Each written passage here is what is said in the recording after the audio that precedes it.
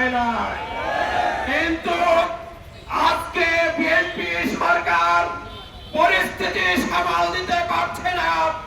আজকে যিনি স্বরাষ্ট্রমন্ত্রীর দায়িত্ব পালন করছেন শিলং সালাউদ্দিন, তিনি বাংলাদেশের ইতিহাসে সবচেয়ে অযোগ্য এবং স্পষ্টভাবে বলে দিতে চাই, এইভাবে কখনো বাংলাদেশের মাটিতে টিকে থাকা যায় না।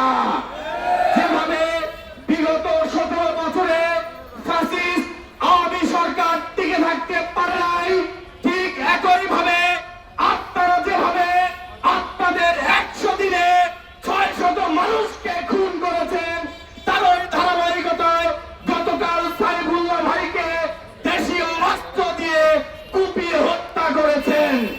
আমরা স্পষ্টভাবে বলে দিতে চাই, এই প্রতিটি হত্যাকাণ্ডের বিচার অনতিবিলম্বে করতে হবে।